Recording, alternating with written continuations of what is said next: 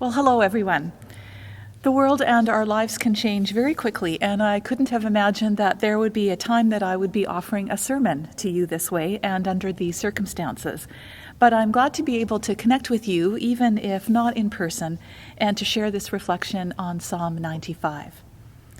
Also, I just want to let you know as we go through this reflection that the scripture references are from the New Living Translation.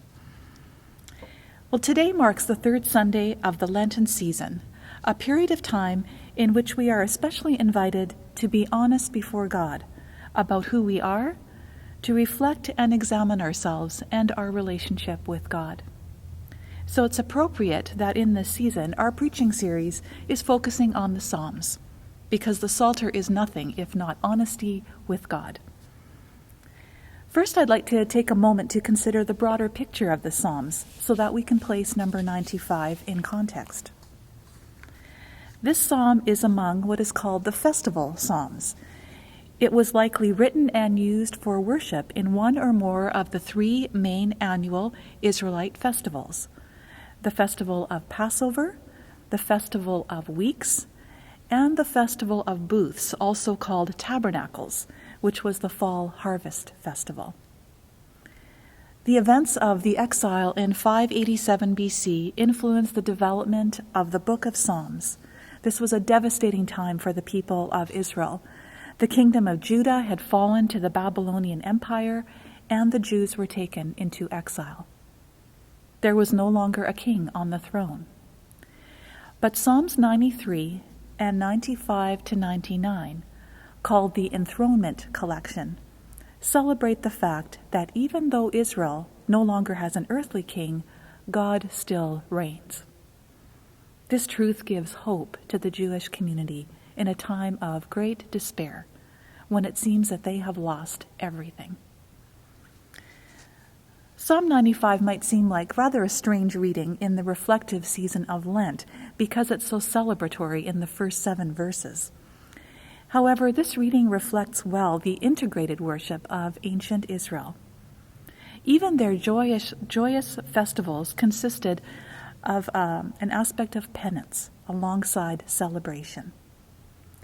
One person's observation about Psalm 95 is that in contemporary terms, we'd call it come to worship in the first 7 verses, and then in the second half, we'd call it delivering the sermon. In the first 5 verses of the psalm, God as King and Creator is celebrated. Notice that God's hands are mentioned twice. In his hands are the depths of the earth, the mountains, the sea. His hands form the dry land. To me, this speaks of a loving and personal care. God's hands have created every part of our vast and incredible creation, and God's hands have created us, every part of our bodies, lovingly and creatively knit together. God's hands hold the whole world, and they hold us. And so he is, as verse 3 affirms, the God above all other gods. And what is the appropriate response to a God above all other gods, a king above all other kings? To worship and bow down, kneeling before the Lord our Maker, for he is our God. Another image of God that is presented in verse 7 is that of a shepherd. We are the people he watches over, the flock under his care. If only you would listen to his voice today. In my previous congregation, one of our members, Sandy, had been a shepherd, and she had a flock of sheep for about 10 years. She told me about an experience of her sheep coming under threat from their dog. The flock of 15 scattered and were hiding all over in the lower pasture and behind their barn, trying to stay out of sight of their attacker. However, when Sandy began to call them, they poked out from behind their places of hiding, and they began to come towards her, trusting that her voice calling them meant that they were safe from danger. She was able to lead 14 of the sheep to safety in the barn, but there was one that could not respond because she was trapped against the fence by the dog. So Sandy had to go and rescue that one, pull the dog away, and bring her to safety, so that all 15 were safely in the barn. Each of her sheep had a name, and records were kept with personal details of each one of them. We often see shepherds holding a staff or a crook, which functions as an extended arm. This allows the shepherd to direct her sheep, but without invading what is called the sheep's flight zone, the area around which the shepherd can work without getting too close and spooking the sheep. A loving shepherd gives clear direction, but yet gives her sheep space and autonomy. Sandy told me that harsh shepherds will push and force their sheep from behind, but a good shepherd goes ahead, and the sheep follow by free will. A shepherd that loves their flock has a voice that can be trusted, and the sheep choose to follow. God gives us clear direction for how to live, but also gives us free will to choose. God does not coerce us. In Psalm 95, we are asked to consider the people of Israel who forgot God's faithfulness, choosing to turn away from his voice, choosing not to trust. These were the ancestors of the ancient people of Israel, but we might also consider them as our ancestors, whose sin we do not want to repeat. In the liturgical service, our Old Testament reading today would have been from Exodus 17, verses 1 through 7. That is referred to in verses 8 and 9 of our psalm. And I'm going to have Carrie come and read that for us.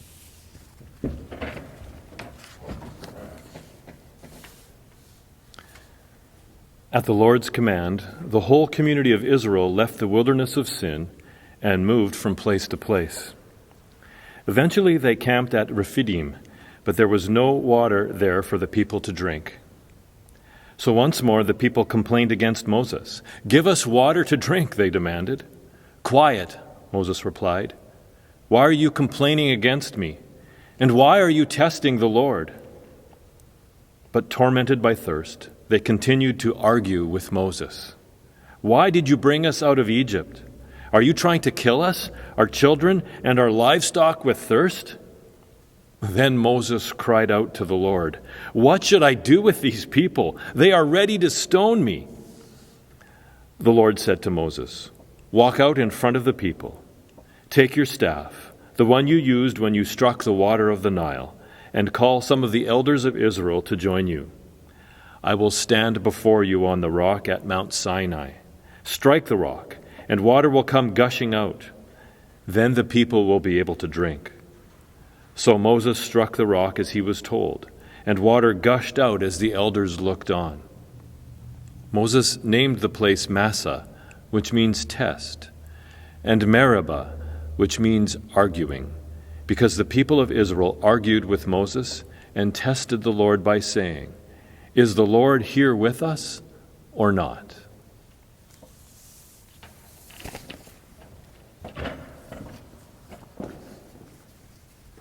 So the Lord warns the next generation of Israelites, "Don't harden your hearts as Israel did at Meribah, as they did at Massah in the wilderness.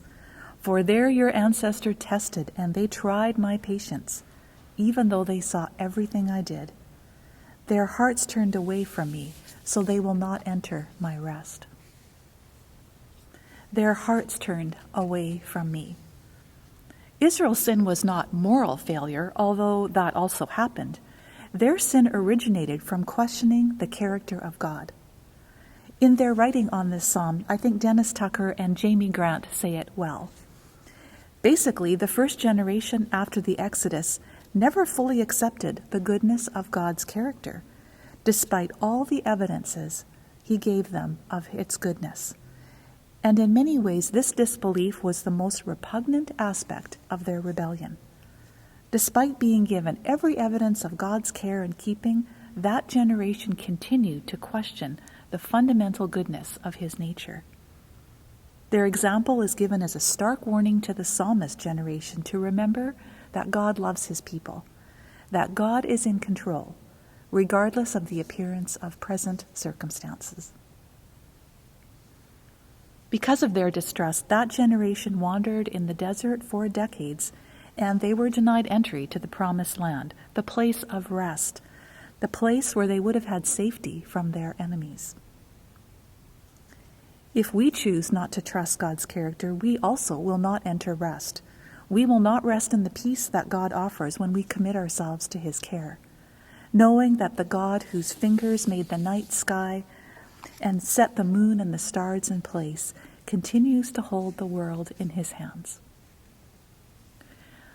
Psalm 95 is used by the writer of Hebrews in chapters 3 and 4 of that book to encourage persecuted Christians to be faithful. The writer says, "Be careful then, dear brothers and sisters. Make sure that your own hearts are not evil and unbelieving, turning you away from the living God. You must warn each other every day, while it is still today, so that none of you will be deceived by sin and hardened against God.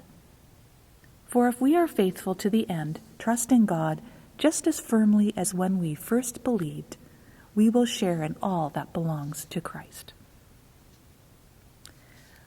One of the important takeaways for me from the conference our pastoral staff attended in Edmonton was from Pastor John Mark Comer, that growth in the spiritual life is a decrease in anxiety and an increase in trust. Let me say that again, that growth in the spiritual life is a decrease in anxiety and an increase in trust. We know we're coming closer to God not when we become more moral, though we will, of course, be people of great integrity, but rather we're coming closer to God when we are resting more and more deeply in God's love, when we're trusting that God is present and active and always working to bring redemption, when we are confident in the affirmation of this psalm that God who formed the world does indeed hold the whole world, including you and me, in his hands. The invitation of Psalm 95 is for us today on March 15th, 2020, as much as for our ancient forebears. Oh, that you today would listen to his voice. Listen to the voice of God that can be trusted and follow him. This psalm invites us to look at our lives, present and in the years gone by, and remember all the ways that God has been good and has been faithful to us, to look at the current state of our world and to trust God's ongoing faithfulness. Ultimately, the Psalms are about a deep trust in God. Even though the writers often cry out to God, "Where are you? I'm suffering, won't you come to help?" In the end, they affirm that God is one who can be trusted. In this Lent season, when our world has been introduced to a new and unexpected reason for anxiety and fear, we might be asking, like the people of Israel in the Exodus story, is the Lord here with us or not? Our King and Shepherd does not, will not abandon us. So let us exercise caution and wisdom in our responses to the current health crisis, but also trust that God, who is holding the world and each of us in his capable and loving hands. Christ's peace be with you all. Amen.